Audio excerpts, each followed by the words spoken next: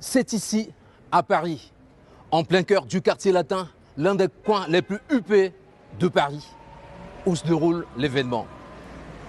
L'espace Harmattan, l'espace hauteur qui accueille l'événement, affiche complet. Sous les feux des projecteurs, Richard Osoma-Lemoy éclaire son éditoire sur la jeunesse de son ouvrage. L'histoire remonte à avril 2016 où Aimé Ange Wilfrid Bininga se voit attribuer le poste de ministre de la fonction publique.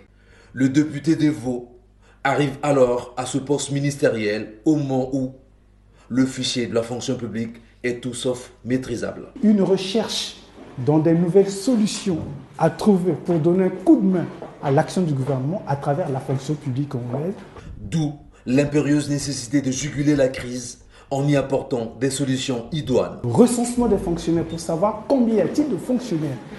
En plus, harmonisation du fichier central de la fonction publique et des fichiers secondaires sur le fichier des soldes. Les mesures rigoureuses prises finissent par produire des effets escomptés 2 ans après la réforme Bininga.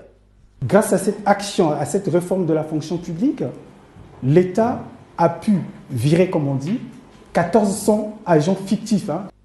Loin s'en faut, cette œuvre littéraire, dit l'auteur, ne fait pas l'apologie d'une quelconque personnalité. Le livre ne tombe pas dans le piège des louanges. Ce livre, ce n'est pas un louange. On ne loue pas quelqu'un. On ne loue pas l'action d'un ministre ou d'une personnalité.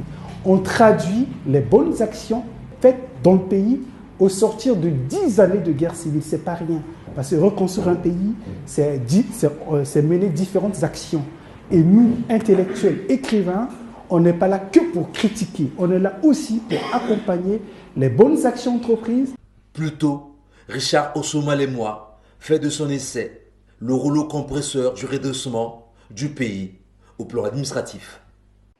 De la célèbre rue des Écoles remplie d'histoire, française bien évidemment, Richard Osoma-Lemoy aura fait parler de lui. Mais surtout, il aura fait parler de son pays d'origine, le Congo-Brazzaville, à travers son œuvre, à travers son immense œuvre intitulée « Et si on modernisait la fonction publique congolaise ?» Une véritable pierre à l'édification de son Congo natal.